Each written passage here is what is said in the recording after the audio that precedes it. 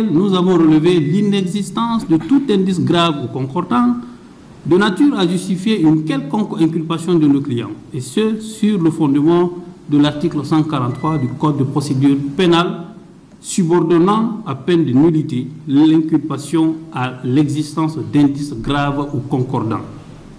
Face à la pertinence de ces observations, la Chambre d'instruction a renvoyé sine die cette audience en nous informant qu'elle nous appellera dès que nécessaire. C'est dans ces circonstances que la Chambre d'instruction a pris elle-même l'initiative de saisir la Chambre spéciale de contrôle de l'instruction par voie d'ordonnance numéro 069/CI/CRIEF/2022 en date du 9 mai 2022 intitulée « Ordonnance aux fins de saisine de la Chambre spéciale de contrôle de l'instruction » à l'effet d'obtenir l'annulation du procès verbal de synthèse en date du 21 mars 2022. Par arrêt numéro 018 en date du 5 juillet 2022, la Chambre spéciale de contrôle de l'instruction a déclaré irrecevable la demande d'annulation de la Chambre d'instruction et l'a renvoyée à mieux se pourvoir pour lui avoir soumis la dite demande par voie d'ordonnance alors qu'elle aurait dû le faire par voie de requête. Il apparaît de tout ce qui précède qu'en sollicitant l'annulation du procès verbal de synthèse en date du 21 mars 2022, la Chambre d'instruction de la CRIEF s'accorde avec M. Kabinet Sylla et Mme Traoré Fatoumata Diakité qu'il n'existe au dossier de la procédure aucun indice grave ou concordant.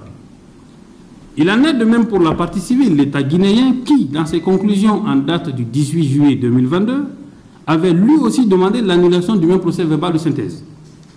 Du coup, les conclusions de ce procès verbal de synthèse, qui est le reflet des éléments du dossier de la procédure, est réalisé sous l'égide de la Chambre de l'instruction, à travers la Direction centrale des investigations de la Gendarmerie nationale, font obstacle à toute inculpation dans la mesure où il est l'expression de l'inexistence de tout indice grave ou concordant.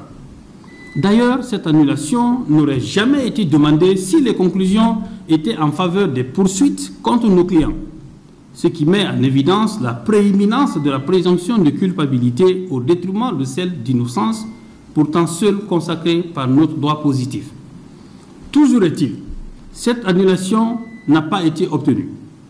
Contre toute attente, et alors qu'il n'existe aucun nouvel élément au dossier, postérieur au dépôt des conclusions du dit rapport, M. Kabinet Sylla a été convoqué pour un interrogatoire de première comparution qui s'est tenu le 3 novembre 2022, au cours duquel il a été inculpé et placé en détention provisoire en dépit de l'absence de tout indice grave ou concordant.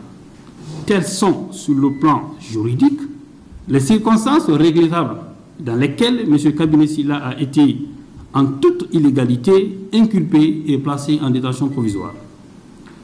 C'est pourquoi nous, avocats de M. Kabinet Sylla, dit Bill Gates, dénonçons avec la dernière énergie cette pratique de notre âge qui n'est nullement en faveur de l'état de droit que nous entendons construire.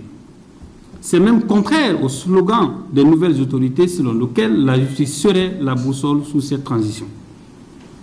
Espérant que le droit finira par l'emporter sur l'arbitraire dont M. Kabinet Sylla est victime aux yeux de tous, car nous, ses conseils, nous nous battrons jusqu'à la victoire finale. Pour preuve, à date, une requête aux fins d'annulation de son inculpation, une déclaration d'appel contre l'ordonnance de son placement en détention préventive et une requête aux fins d'examen immédiat de cet appel sont déposées. Vive l'état de droit,